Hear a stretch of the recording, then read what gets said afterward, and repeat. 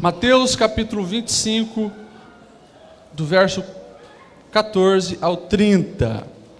Mateus 25, do 14 ao 30.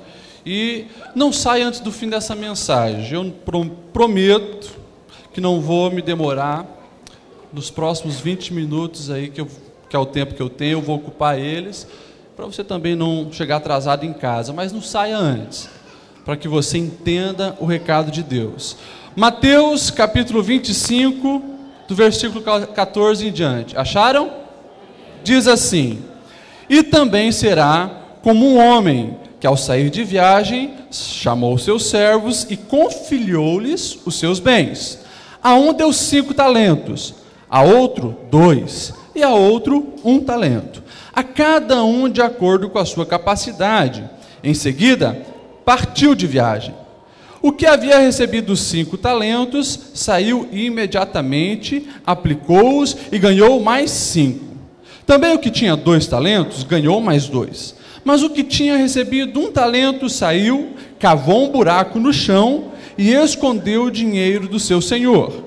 Depois de muito tempo, o senhor daqueles servos voltou e acertou contas com eles. O que tinha recebido os 5 talentos, trouxe outros 5. O que tinha recebido 5 talentos, trouxe outros 5 e disse: o Senhor me confiou outros 5.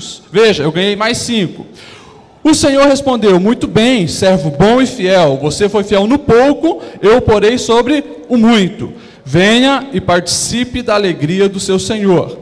Veio também o que tinha recebido 2 talentos e disse: o Senhor me confiou 2 talentos. Veja, eu ganhei mais 2. O Senhor respondeu: muito bem, servo bom e fiel. Você foi fiel no pouco, eu porei sobre o muito.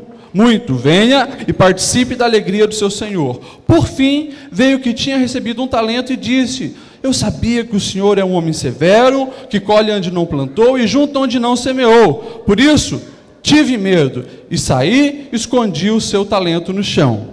Veja, aqui está o que lhe pertence. O Senhor respondeu: servo mau e negligente. Você sabia que eu colho onde não plantei e junto aonde não semeei. Então você devia ter confiado o meu dinheiro aos banqueiros, para que quando eu voltasse, o recebesse de volta com juros.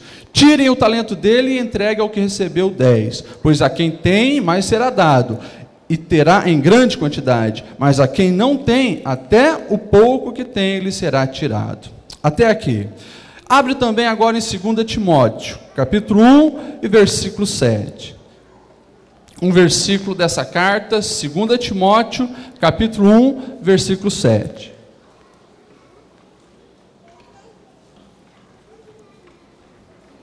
É uma frase só, mas uma frase muito importante. Acharam, amém? Diz assim: pois Deus não nos deu espírito de covardia, mas de poder, de amor e equilíbrio. Vamos repetir essa última frase? Mas Deus não nos deu, digam, de novo, pois Deus não nos deu espírito de covardia, mas de poder, de amor e equilíbrio. Queira estar sentado. Irmãos, presta atenção aqui nesse paralelo que nós vamos fazer entre esses 2 textos que nós lemos. Final do ano agora de 2012 foi um ano que, para alguns, eu espero que para nenhum de vocês, foi um final de ano preocupante. Tinha aí um boato que o mundo iria acabar, né? Em dezembro, uns falavam dia 12, outros dia 21, e assim por diante, e tinha gente apavorada com esse papo, né, que o mundo ia acabar. E é claro, o mundo não acabou, mas por mais que foi um falso alarme, né, por mais que foi algo que a gente sabia que não iria acontecer, muitas pessoas começaram a questionar sobre a sua vida. E é sobre isso que eu gostaria de falar hoje. Como você tem gasto a sua vida? Como você tem gasto a sua vida? Sabemos que, por enquanto aqui, nós não somos eternos, vamos ter uma morte, todos nós vamos morrer um dia, ou se participarmos do arrebatamento da igreja, não, mas haverá um fim, iremos morrer. Quando Jesus contou essa parábola desses 3 servos, que receberam algo do seu Senhor e eram responsáveis por fazer alguma coisa com aquilo, era justamente um momento parecido. Os discípulos estavam numa conversa com Jesus, perguntando sobre o fim, quando seria o fim. Jesus conta umas outras parábolas e conta essa também.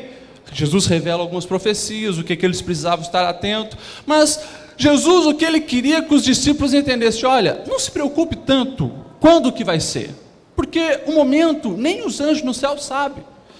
Fiquem preocupados a maneira que vocês estarão levando a vida de vocês. Como vocês vão estar exercendo os talentos, aquilo que Deus confiou a cada um de vocês. Essa então é a primeira história, a história do texto que nós lemos ali. O outro versículo que nós lemos, a frase que nós dizemos juntos, Deus não deu espírito de covardia, mas de poder, de amor e de equilíbrio, foi uma carta que o apóstolo Paulo escreveu a um jovem, o jovem Timóteo. Timóteo era um jovem muito inexperiente em algumas coisas ainda, em torno de 17, 18 anos, quando conhece Paulo. O Timóteo se apaixona por aquilo, queria ser um obreiro, queria ser um pastor, queria estar envolvido com a causa de Deus, mas ele às vezes era meio medroso. E Paulo, em algumas vezes, fala isso para ele. Pegando então essas 2 partes que nós lemos, nós vamos hoje estar refletindo sobre o que estamos fazendo com aquilo que Deus confiou a nós. Nós vamos colocar no lugar daqueles servos que receberam de Deus alguma coisa. E a gente recebeu tanta coisa de Deus que eu poderia aqui ficar pregando uns 5 dias seguidos sem parar. Mas como não temos o tempo, eu separei 3 coisas, então, fazendo essa ponte com a frase de Paulo, para que nós venhamos refletir sobre o que Deus nos deu e o que nós estamos fazendo com isso. 3 coisas que nós vimos, Deus nos deu. Deus nos deu, repita comigo, poder, amor e equilíbrio. E uma coisa que Ele não nos deu. Paulo diz, Deus não nos deu espírito de covardia. Covardia. Irmãos, vamos falar então do que Deus nos deu primeiro, depois as 3 coisas que Deus nos deu. Deus não nos deu espírito de covardia. Quando nós olhamos no grego, essa expressão é odeilia, ter medo. O servo que recebeu um talento, não foi olhado pelo seu senhor como um servo mau, incompetente, por ele ter recebido apenas um. Não, porque ele não fez nada com aquele um.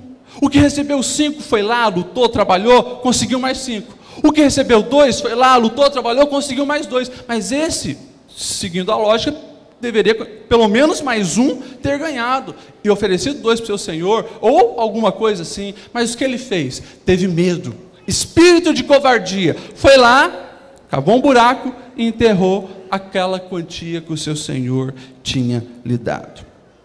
A covardia não vem de Deus. O ser humano começou a ser covarde lá quando ele pecou. Lá quando ele pecou, o próprio Adão e a própria Eva, nós já vemos traços de covardia na personalidade deles. E de lá para cá é assim. Existe algo que nós precisamos entender sobre covardia. Quanto mais perto de Deus nós estivermos, mais distante nós estaremos do medo e da covardia. E daí, eu gostaria de fazer uma reflexão sobre a nossa vida e o que nós vemos na Bíblia. A Bíblia sempre nos incentiva a sermos corajosos, confiando naquilo que Deus nos deu. O espírito de covardia não procede de Deus.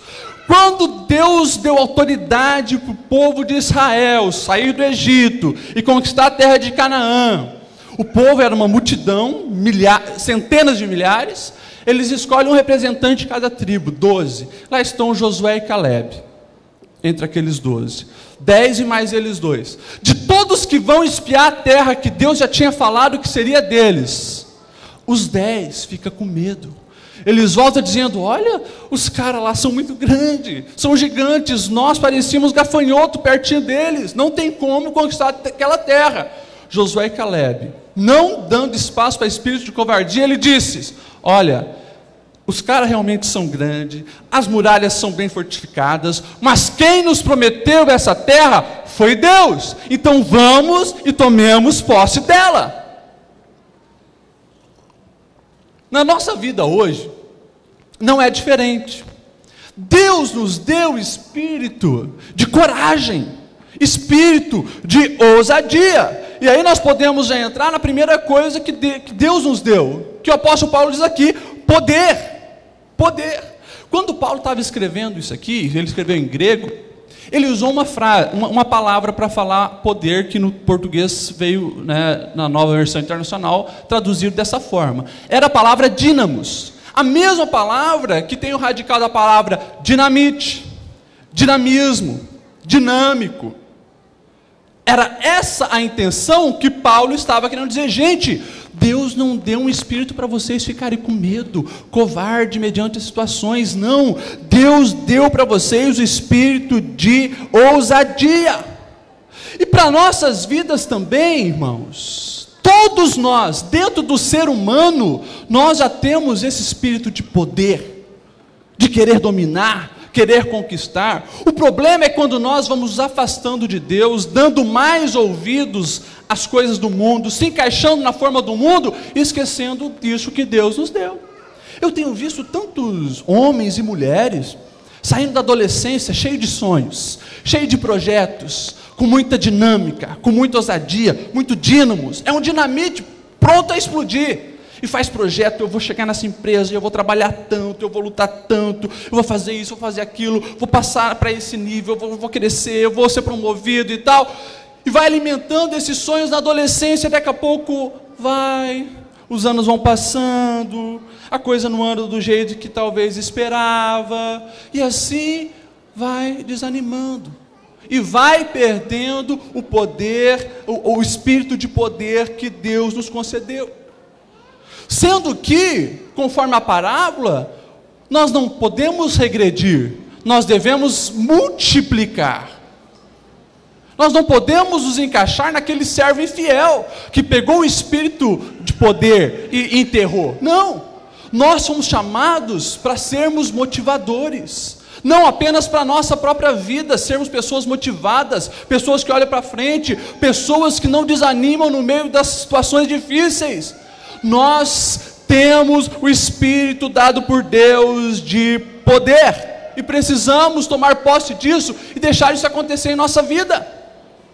Você que hoje tem 10 anos de empresa, você precisa estar com projetos novos. Se não deu certo da maneira que você tentou para ser efetivado, recomece, mas não deixe entrar o espírito de covardia, porque isso não lhe pertence. Você foi chamado para exercer o espírito de poder, que foi o que Deus nos deu. Quando eu olho para Davi, eu vejo esse homem. Era um garoto também, cuidava de ovelha. A sua autoridade, o seu dinamismo não estava na aparência. A Bíblia diz que, olhando para Davi, ninguém dava nada. Pelo contrário, os irmãos de Davi, sim, altos, belos, formosos. Esses são os caras que todo mundo quer ver como rei. Mas Davi, aqui dentro, sabia quem era o seu Deus, sabia o que Deus tinha colocado no seu coração. E quando ele vai levar a comida, ele era o servo, vai levar comida para os seus irmãos que eram guerreiros no exército de Israel, ele ouve lá um gigante desafiando: não tem homem aí em Israel para vir lutar comigo? As guerras eram resolvidas para não ter tanta matança, cada exército escolhia o melhor guerreiro para ir lutar.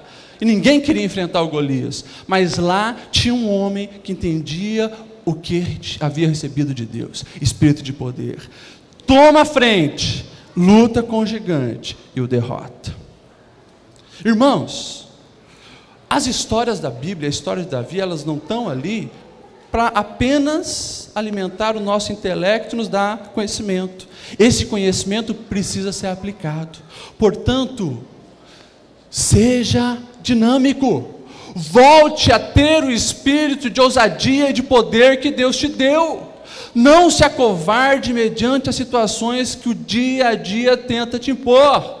Olhe as coisas pelo lado positivo. Seja guerreiro, seja bravo, seja um campeão. Isso é o que Deus deu para você. E quanto mais perto você está desse Deus, mais é assim que você se sente.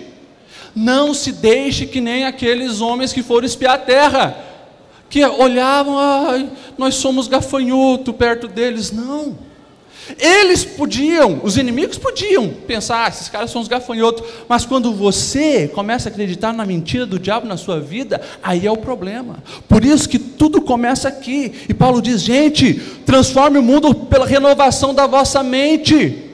Não deixe o diabo enganar vocês, não deixe o inimigo enganar vocês. E quem diz para você que você não vai dar nada, quem diz para você que você é um fracassado, vai ser destruído, falou que caia por terra essas palavras, são palavras malignas. Agora, o problema é quando você começa a acreditar nisso. Eu me lembro, quando eu era adolescente, e eu já falei isso aqui uma vez, eu reprovei 2 anos seguidos, na 6ª e na 7ª série. Quando eu reprovei na 7ª série, as 2 vezes matemática, a professora olhou para mim e disse, esse garoto não vai dar nada.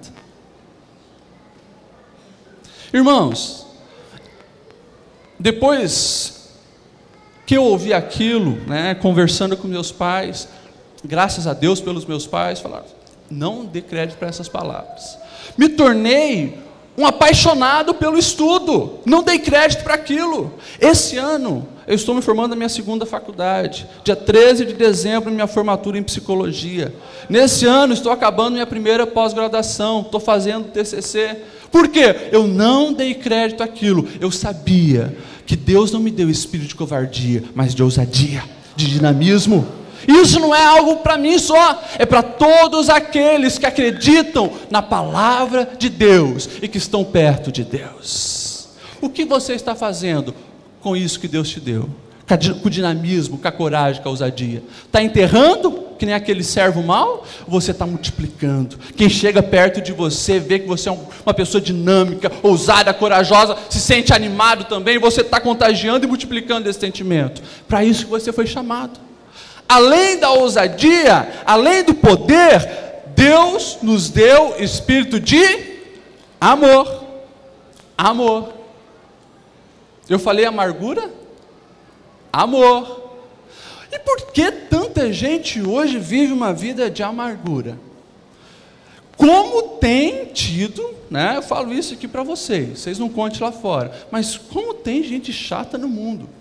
Gente que você chega perto, é pessimismo, negativismo, está sempre rancorosa, não fala nada de amor, parece que odeia todo mundo, quer explodir o mundo inteiro. Você conhece pessoas assim? Não, só eu conheço. Gente, é terrível uma pessoa assim. Deus que deu esse espírito de rancor, de ódio e ira? Não, Deus nos deu o espírito de amor. Alguns podem dizer, pastor, você fala assim porque você nasceu num berço de ouro, você não conhece a minha vida, a minha história. Não conheço, mas eu sei que quando nós temos um encontro com Cristo, a nossa vida recomeça.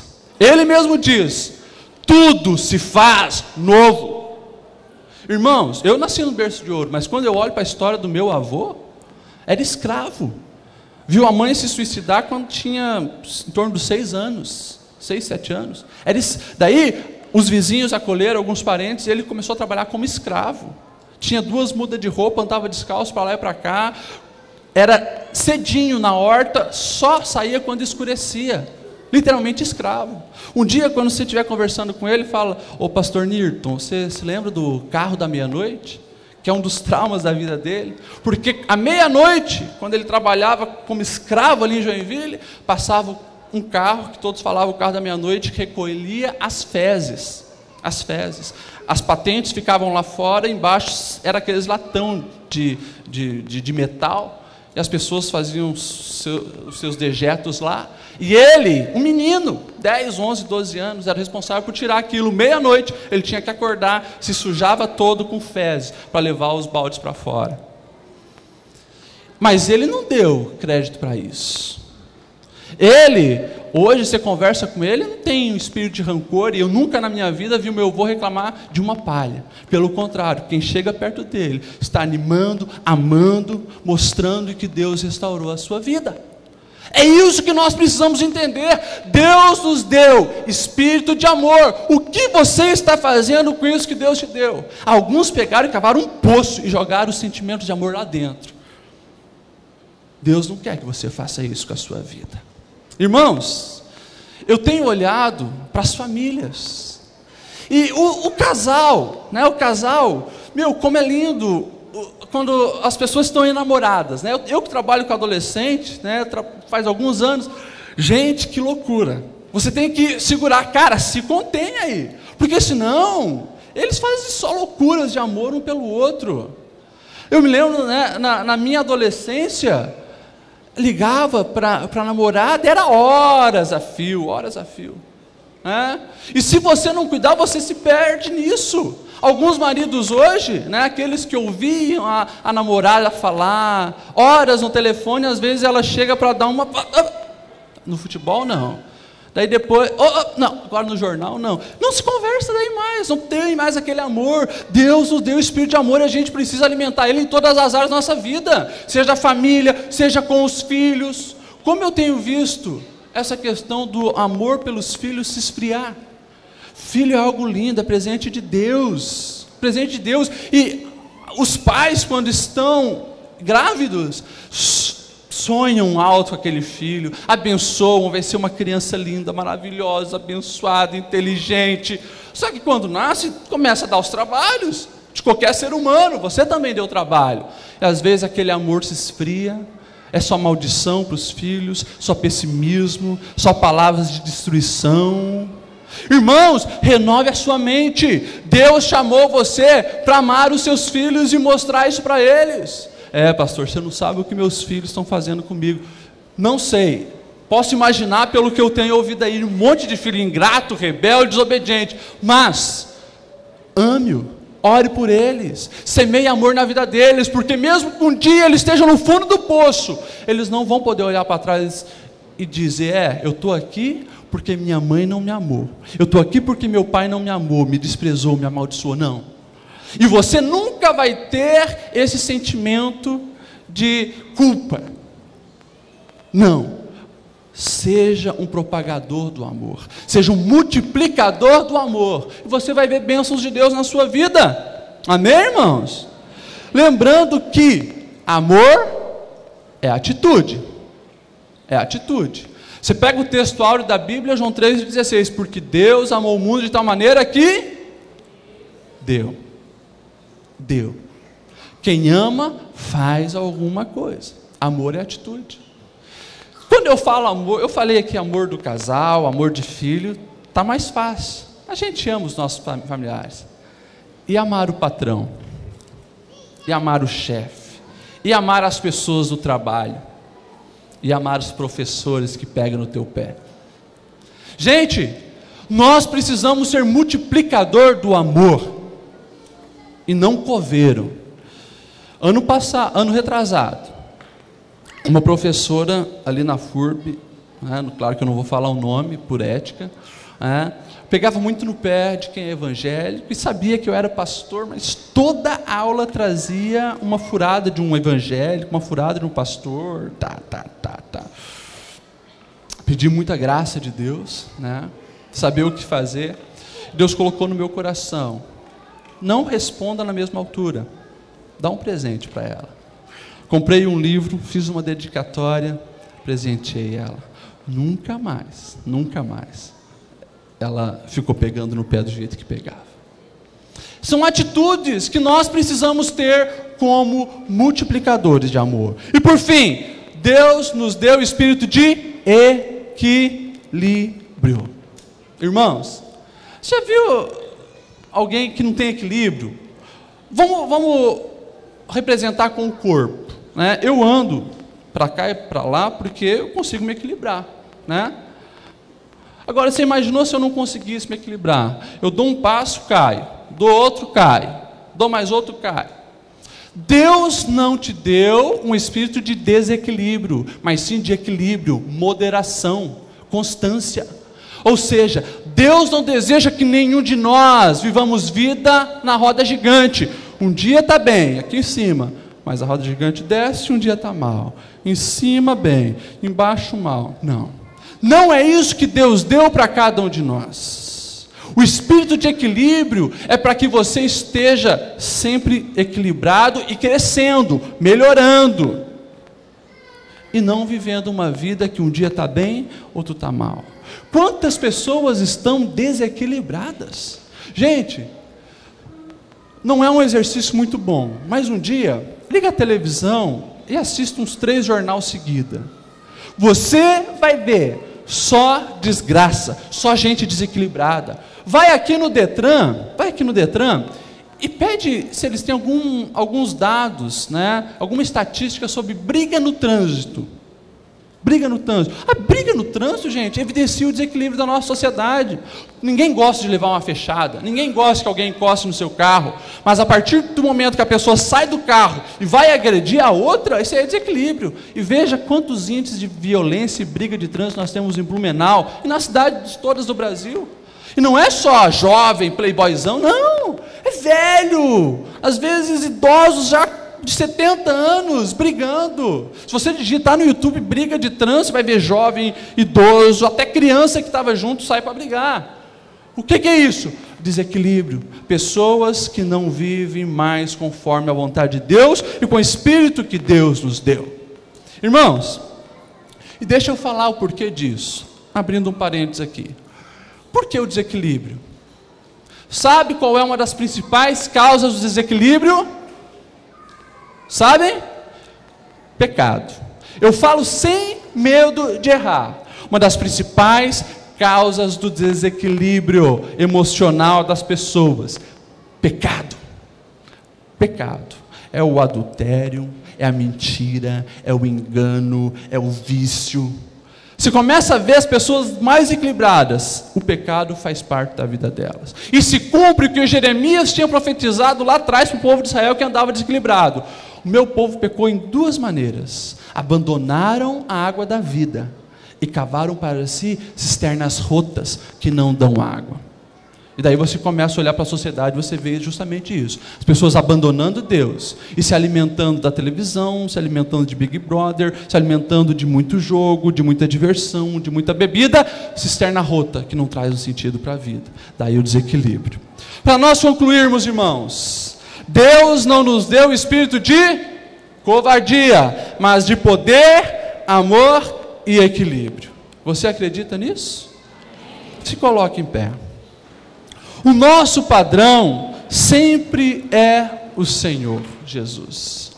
Você não pode olhar para a vida das pessoas, às vezes estão ao seu redor, mas tudo bem, a minha vida não está 100%, mas estou melhor que fulano, melhor que ciclano. Olha para Jesus e tenta andar conforme Jesus. Mas escute aqui o recado de Deus para você. Você se lembra da história inicial que Jesus contou? 3 servos, os 3 receberam alguma coisa do seu Senhor. Nós somos servos de Deus e Ele nos deu o dom da vida. E a pergunta que eu iniciei, eu faço agora para você: como você tem gasto a sua vida? Como você tem gasto a sua vida? As pessoas que estão perto de você, vê você uma pessoa corajosa, ousada, dinâmica, ou uma pessoa covarde, medrosa? As pessoas que estão perto de você, vê você uma pessoa amorosa? Alguém que é gostoso de estar, que tem palavras agradáveis para dizer, que é educado? Ou alguém que só tem coisas negativas, só ódio, rancor, ira? Você tem vivido uma vida equilibrada? Ou você um dia está bem e outro está mal? Um dia você parece a melhor pessoa do mundo, no outro dia você quer destruir o mundo. Deus te deu esses espíritos. Não enterre, mas multiplique. As próximas gerações estão vindo aí. Os teus filhos estão olhando para você, os teus netos estão olhando para você. Eles podem olhar para você e dizer: eu quero ser igual ao meu pai, ousado, corajoso, ama minha mãe, me ama, cuida da nossa casa, vive sempre de bem com a vida. Ou ele vai olhar para você e dizer: nunca mais eu quero ficar perto desse homem, não quero ser igual ao meu pai, não quero ser igual à minha mãe. O Cleito disse uma grande verdade hoje: todos os dias, todos os momentos, todos os minutos nós fazemos escolha. Você fez uma escolha de não sair ainda, de ficar aqui me ouvindo. Você vai fazer uma escolha quando alguém estiver ali trancando o teu carro. Você vai fazer uma escolha quando chegar em casa com os teus filhos, com a tua esposa. Você vai ter uma escolha amanhã com o teu chefe. Escolha ser representante de Cristo. Escolha exercer o que Ele te deu e seja um multiplicador desses talentos. Não se esqueça de uma coisa: quem nos deu foi Deus. Quanto mais distante de Deus você estiver, menos coragem e ousadia, menos amor e menos equilíbrio você terá. Portanto, abrace Deus, escolha Deus, ame ler a Bíblia, ame orar e seja um servo bom e fiel. O meu desejo é que não apenas eu, mas que Deus possa olhar para cada um de nós: esse multiplicou o amor que eu dei, esse multiplicou o dinamismo que eu dei, esse multiplicou o equilíbrio que eu dei. Servo bom, servo fiel, foste fiel no pouco, sobre o muito eu vou te colocar. Recebe essa palavra? Feche seus olhos e vamos orar. Deus, nós ouvimos aqui a Tua palavra, Senhor, e somos muito gratos, Pai, pela Tua grande mensagem, essa história fantástica que nos ensina a sermos multiplicador de tudo o que Tu tem nos confiado. Deus, que nós não venhamos enterrar o amor que Tu mostraste por nós, mas que nós venhamos realmente a cada dia mostrar às pessoas que nos cercam, amar nosso marido, amar nossa esposa, amar nossos filhos, amar nossos companheiros, colegas, chefes. Deus, que nós venhamos ser pessoas ousadas e corajosas, e não vivermos com espírito de covardia, se conformando, Senhor, com frustração, com pouco. Senhor, e nos ajuda a ser equilibrados e a multiplicar equilíbrio no mundo, Senhor, que vive todo desequilibrado e sem sentido. Que nós venhamos, Senhor, estar perto de Ti e sermos propagador dessa luz que emana da Tua face. Essa é a nossa oração, em nome de Jesus. Que Deus os abençoe.